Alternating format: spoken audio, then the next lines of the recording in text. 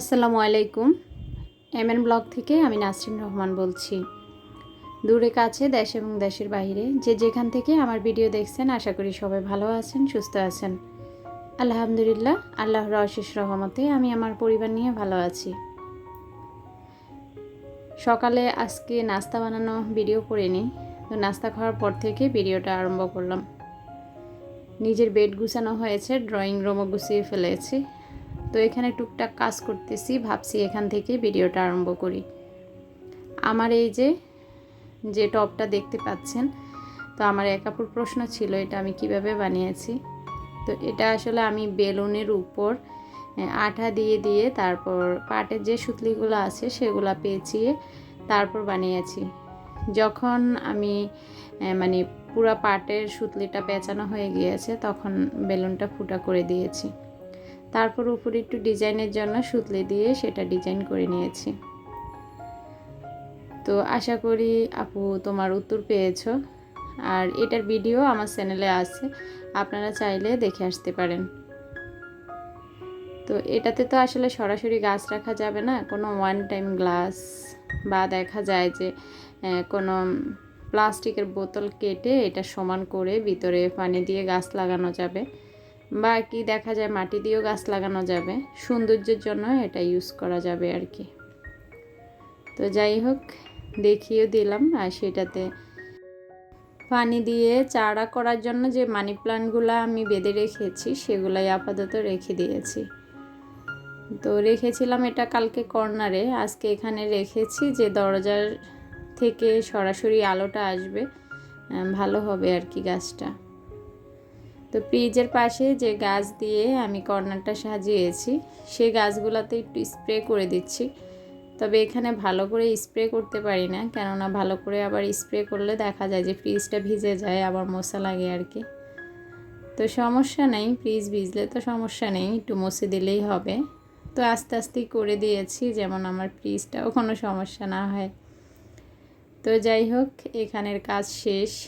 আজকের ভিডিওতে সুন্দর একটি ডিআইওয়াই রেখেছি, সাথে আছে সংসারের কাজকর্ম। আশা করি পুরো ভিডিওটা জুড়ে থাকলে আপনাদের ভালো লাগবে।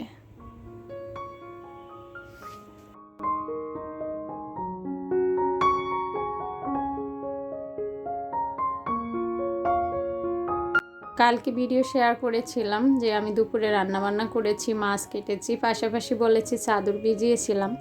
তো সেই চাদরগুলো আসলে শুকাই নেই। বারান্দা যেহেতু গাছ, তেমন করে মেলতে পারি না, সব সময় আমি ছাদের উপরেই মানে কাপড় শুকাই। তো আজকে সকালবেলা আমি এই চাদরগুলো ভেজা ভেজা আছে, তাই আবারও ছড়িয়ে দিলাম, তার জন্য ছাদে এসেছি। তো ভাবলাম ছাদে যেহেতু এসেছি, উপরের ছাদে আমার যে গাছগুলো সেগুলো একটু দেখে যাই। মোবাইলটা নিয়ে এসেছি, একটু ভিডিও করে নিয়ে এসেছি। তো বাঙ্গি গাছ লাগিয়েছি, আপনারা তো দেখেছেন, সেগুলো সব উঠিয়ে ফেলেছি। আসলে বাঙ্গি আমার কপালে নেই। আর দেখেন এই যে, তো একটু আগে আপনারা গাছের উপর ছোট্ট একটা পোকা দেখতে পেয়েছেন। এটা দেখে তো আমার শৈশবে আমি ফিরে গিয়েছি। ছোটোবেলায় এই পোকাগুলা সিম গাছের উপর দেখতাম বেশি বসতো। তো এগুলা কি করতাম, হাত দিয়ে দিয়ে ধরে বলতাম যে মুরগি ধরেছি। কে কে আমার মতো এই পোকা দিয়ে খেলা করেছেন জানাবেন। আসলে গ্রামের শৈশবটা ছিল দুরন্তপনা, ছুটে চলা, দুষ্টুমি, এইভাবেই চলতো। তো ছাদের উপরে এসে মনটা খুশি হয়ে গেল, পানি দিয়েছি। আর আকাশটা জানি কেমন, আমার মনে হয়েছে যে বৃষ্টি আসবে। তারপরে দেখলাম গাছের গোড়াগুলো একদম শুকনা, তাই একটু পানি দিয়ে দিলাম। তো খুশি হওয়ার কারণ হলো পুঁইশাক গাছগুলো বৃষ্টি পেয়ে খুব সুন্দর হয়েছে, আর দুইটা নতুন কুমড়া গাছও গজিয়েছে। আর এই তো পেঁপে গাছটা আগের মতোই আছে, কিছুই হচ্ছে না। তবে এবার তুলব না, দেখি কি হয় আর কি। তো দেখতেই পাচ্ছেন কি সুন্দর পুঁইশাকগুলো হয়েছে। আমার তো ইচ্ছে হয়েছে আজকে নিয়ে আসি। তো ছাদ থেকে এসে কিন্তু আমি লম্বা একটা ঘুম দিয়েছি। আর ঘুমানোর কারণ হলো আপনাদের ভাইয়া তো নিয়াজকে নিয়ে চলে গিয়েছে, আর আমার দুই মেয়ে তো 6:30টায় স্কুলে চলে গিয়েছে। তো আপনাদের ভাইয়া নিয়াজ ওদেরকে নাস্তা টাস্তা দিয়ে, ওই যে বললাম সংসারে অনেক কাজ শেষ করেছি, সেটা শেষ করে ওই যে ছাদে গেলাম, কাপড় দিলাম। তো কাপড় দিয়ে আমার মনে হলো এখন আর কাজ করব না, মেয়েদের রুমটা অগুছালো আছে, সেখানে একটু শুয়ে থাকি, পরে বাসাটা গুছাবো। অনেক ঘুমিয়ে গিয়েছি, তারপর হঠাৎ করে শুনি খুব শব্দ। চোখ খুলে দেখি প্রচুর বৃষ্টি হচ্ছে, তার মানে ছাদের কাপড়গুলো আবারও ভিজে গিয়েছে।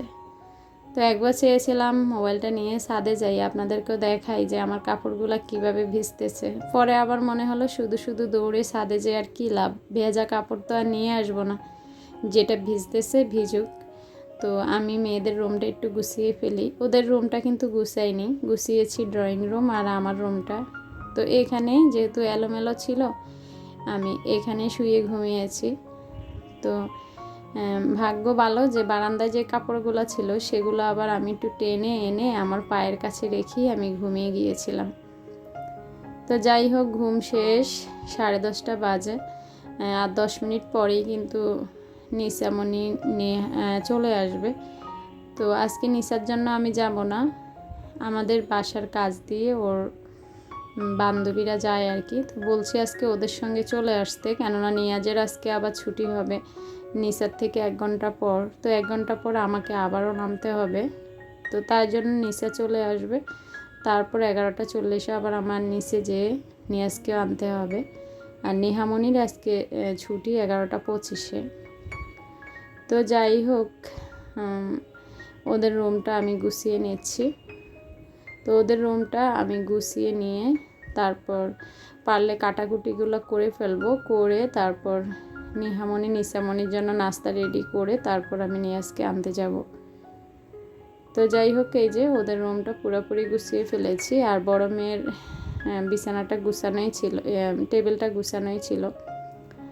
তো এখানে আমি এই যে যখন আলাউদ্দিনের চেরাগটা কিনেছি তখন কিন্তু এই ঝুড়িটাও আমি কিনে এনেছিলাম, বলতে মনে নেই, হয়তো যারা রেগুলার দেখেন তারা দেখেছেন।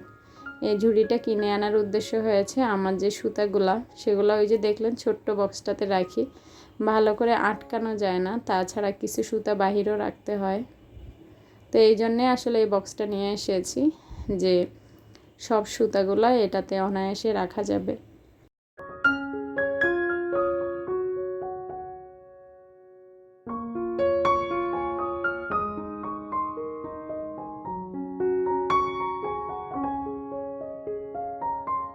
সুতাগুলা গুছিয়ে ফেলেছি। এখন ওই যে কর্নারটা আমি ফ্রিজের পাশে সাজিয়েছি সেই কর্নারে কিন্তু আমার ছোট্ট এই টেবিলটা ছিল।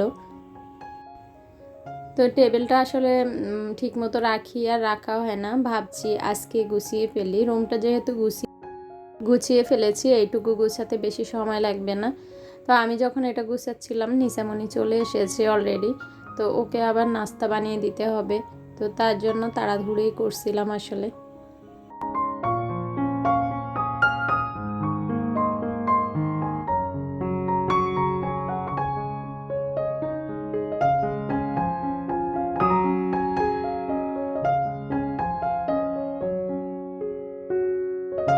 তো দেখতেই তো পেয়েছেন টেবিলটা গুছিয়েছি। ওই যে ফ্রিজের পাশে যখন ছিল আমার এই মাটির টপটা আর্টিফিশিয়ালি ফুল সহ ছিল, সেটা রেখেছি, আমার টিস্যু বক্সটা রেখেছি, আর আইসক্রিমের কাঠি দিয়ে বানানো আমার হাতে ছোট্ট টপটা, সেটাতে ওয়ান টাইমে একটা গাছ লাগানো, সেটা দিয়ে দিয়েছি। একটু আসলে রিয়েল প্লান্ট থাকলে ভালোই লাগে। তো এখানে তো এই কোণাটাতে আগে পুরাটাই রিয়েল প্লান্ট ছিল আমার খাটের পাশে, তো খাটের পাশে আমি রিয়েল প্লান্ট রাখার চেষ্টা করি। তো এখানে আমার ইচ্ছা আছে যে অনেকগুলো স্ন্যাক প্লান্ট রাখবো। স্ন্যাক প্লান্ট কিন্তু ঘরের বাতাস ঠান্ডা রাখে এবং অক্সিজেন রাত্রে ছাড়ে। তো এইখানে আমি একটা স্ন্যাক প্লান্ট দেওয়ার চেষ্টা করব। তো যাই হোক, দেখতেই পাচ্ছেন আমার খাটের পাশে যে মেশিনটা সেটার পাশেই আজকে সাজিয়ে নিয়েছি আর কি। তো আসলে কয়দিন পর পর একটু পরিবর্তন আনলে দেখা যায় যে নিজের কাছে ভালো লাগা কাজ করে আর কি। তো আমি কিন্তু ক্যামেরা অফ করে নিয়াজকে আনতে গিয়েছিলাম, নিয়াজকে এনে বাচ্চাদেরকে নাস্তা দিয়েছি, সেগুলো আর ভিডিও করিনি। তারপর আমি রান্নার বসিয়েছি আর কি। আর এই যে এখানে আমি দুন্দুল দিয়ে রুই মাছ রান্না করেছি, ঢেঁড়স ভাজি করেছি, দুইটাই নরম তরকারি, রান্না খুব তাড়াহুড়োয় করে আজকে হয়ে গিয়েছে। তো আসলে যখন আমি ঘুম থেকে উঠেছি বৃষ্টি হয়েছিল, তো তখন উঠে আমি ওই যে বাসাগুলা সব গুছিয়ে স্কুলে যাওয়ার আগেই মানে দেখা যায় সব কাজ করে ফেলেছি। আর যখন ছাদ থেকে এসেছিলাম একদম ফ্রেশ হয়ে গোসল করে আসলে শুয়েছিলাম, তাই আর গোসলের ঝামেলাও আজকে নেই। তো রান্না শেষ করে আমি ফ্যানটা দিয়ে বসেছি ডিআইওয়াই করার জন্য। পরে আসলে খাবো আর নামাজ পড়বো, তো ভাবলাম আগে ডিআইওয়াইটা করি। এখানে এই যে গ্লাসটা দেখতে পাচ্ছেন, সেই গ্লাসটা আমি মানে ধোয়ার সময় দেখা যায় অনেক সময় ছুরি তারপর হয়েছে চামচ সেগুলো ধোয়া হয়। তো ধুয়ে আমি কি করেছি, এই গ্লাসটার মধ্যে ছুরি চামচ একসাথে রাখতে গিয়েছি। ছুরিটা মনে হয় একটু জোরে পড়েছে, তাই নিচের সাইড একদম টুকরা হয়ে অর্ধেকটা নিচে চলে গিয়েছে, মানে একটা আমার আঙ্গুল ঢুকে এরকম আর কি আমি প্রথম দেখিয়েছিলাম। তো এই গ্লাসটা তো আর ইউজ করা যাবে না, এটা কিন্তু একদমই ফেলে দিতে হবে। তো ভাবলাম যে নিচে ছোট্ট একটা ফুটা আছে, এটাতে তো আসলে দেখা যায় যে পানি দিয়ে আর গাছ লাগানো যাবে না। তো আমি এমন কিছু করি যে এটা উপরের টব হিসাবে কাজ করবে। তো ওই দিন আমি যেদিন আলাউদ্দিনের চেরাগটা কিনে এনেছি সেদিন কিন্তু এই মানে কি বলে এটাকে জালি ব্যাগটা দিয়ে উনি দিয়েছে। তো জালি ব্যাগটার কালারটা এত সুন্দর আর দেখতেও এটা ব্যাগটা একদম চিকন চিকন, মানে খুবই সুন্দর। তো আমি রেখে দিয়েছিলাম যে কোনো সময় আমি একটা ডিআইওয়াই করব। তো আজকে কেন না জানি মাথায় এটাই আসলো যে এটাতেই করি। তো উপরের সাইডটা মানে আমি যেভাবে দিয়েছিলাম শপিং ব্যাগটা, উপরের সাইডটা খালি রয়ে গিয়েছে। তো আমার কাছে একটা এরকম রশি ছিল, রশিটা দিয়ে উপরের সাইডটাও সুন্দর করে কভার করে নিচ্ছি। আমার মনে হলো পিঙ্ক কালারের সাথে পার্পল কালারটা খুব ভালো মানাবে এ আর কি। তো এই কাঁচিটা দিয়ে আমি সবসময় আসলে রান্নার রুমে কাঁচামরিচ আর ধনিয়া পাতা কাটি আর কি। তো এটাকে মাঝে মাঝে ডিআইওয়াইয়ের কাজে নিয়ে আসি, কিন্তু এটা এতটাই বোতা, একটা সুতা কাটতেও আমার কষ্ট হয়েছে। তো নিচের সাইডটা একটু ডিজাইন করার জন্য এইভাবে সুতলিটা এভাবে রেখে দিয়েছি। তো তারপর মনে হলো এই জায়গাটা খালি খালি লাগছে, তখন এই যে এখানে একটা পুঁতি লাগিয়ে দিলাম। তো পুঁতি লাগানোর পর সকালে ওই যে যখন বাচ্চারা স্কুলে ছিল যে সুতার বক্সটা গুছিয়েছি, তো সেখানে আবার গুছানোর সময় ছোট্ট একটা লেস পেয়েছি, ছোট্ট একটা টুকরা। তো বসার সময় মনে হলো যে ছোট টুকরাটাও কাজে লাগানো যাবে। এই যে দেখেন কত সুন্দর মানে মিলেছে লেসটা, আমার কাছে তো খুবই ভালো লাগতেছে। এই জিনিসটা কিন্তু আমি ফেলেই দিতাম, আর ইচ্ছা করলে আমরা সব কিছু ফেলে দিতে পারি, কিন্তু একটু বুদ্ধি খাটিয়ে একটু সময় নিয়ে আমরা যদি সেটাকে একটু নতুনত্ব দেই তাহলে কিন্তু আমাদের সংসারে নতুন কিছু যোগ হয়, দেখতেও ভালো লাগে। তো দেখেন একটা ফুটা গ্লাস, সেটা কিন্তু আমি একটু সাজিয়ে গুছিয়ে নিয়েছি, কত সুন্দর একটা কাভার টপ তৈরি হয়েছে। তো তারপর মনে হলো এখানে একটা পুঁতি দিয়ে দেই। তো মাশাল্লাহ আমার কাছে তো খুবই খুবই ভালো লাগতেছে। আপনাদের কাছে কেমন লেগেছে আমাকে অবশ্যই জানাবেন। তো এটাতে ইচ্ছা করলে কিন্তু আমরা মাটি দিয়েও গাছ লাগাতে পারি, তবে মাটি দিয়ে গাছ লাগালে পানি দিলে দেখা যায় যে উপরে যে কাভারটা দিয়েছি সেটা আস্তে আস্তে নোংরা হয়ে যাবে, তাই আমি এটাতে মাটি দিয়ে গাছ লাগাবো না। আমার যেটা আর কি প্ল্যান সেটা হয়েছে ওয়ান টাইম যে গ্লাসগুলো এই যে পানি দিয়ে এভাবে আমি মানে দেখা যায় যে রিয়েল প্ল্যান্টটা রাখতে পারি। আর যদি আপনারা অনেকেই মনে করবেন যে আমরা তো পানিতে গাছ রাখি না, অনেকেই কিন্তু পানিতে গাছ রাখে না, তখন এটাতে এই যে দেখেন আর্টিফিশিয়ালি ফুল দিলেও কিন্তু খারাপ লাগতেছে না, ছোট্ট একটা কিউট টব। তো এইভাবেও রাখতে পারি। আর যদি মনে হয় যে কেউ পানিতেও গাছ রাখবেন না, আর্টিফিশিয়ালি গাছ রাখবেন না, তাহলে দেখা যায় ওয়ান টাইম যে গ্লাসগুলো সেগুলোতে মাটি দিয়ে সেটাতে গাছ লাগিয়ে এটার ভিতর রেখে দেওয়া যেতে পারে। তো কেমন হয়েছে আমার আজকের আইডিয়া? আসলে আমার চ্যানেলে দেখা যায় যে ফেলে দেওয়া জিনিস এটা ওটা দিয়ে আমি এসব ডিআইওয়াই করে থাকি। আমার যে আপুরা সবসময় আমার ভিডিও দেখেন তারা তো জানেন, আর যারা না দেখেন তাদের নিকট অনুরোধ রইল আমার চ্যানেলটি সাবস্ক্রাইব করে আমার পাশে থাকবেন, এবং অবশ্যই অবশ্যই পাশে থাকা বেল বাটন ক্লিক করে অল অপশন ক্লিক করে দিবেন, তাহলে আমি যখনই ভিডিও ছাড়বো আপনাদের কাছে নোটিফিকেশন পৌঁছে যাবে সবার আগে। তো যখন কিছু বানাই তখন এদিকে ওদিকে এনে দেখি আর কি নিজের জিনিসটা কেমন হয়েছে, এই আর কি। আমি যখন এটা দেখাচ্ছিলাম আমার ছোট্ট পাখিটা আমার দিকে তাকিয়ে আছে, তাই ওকেও আপনাদেরকে শেষ মুহূর্তে একটু দেখিয়ে দিলাম। আল্লাহ হাফিজ, আসসালামু আলাইকুম।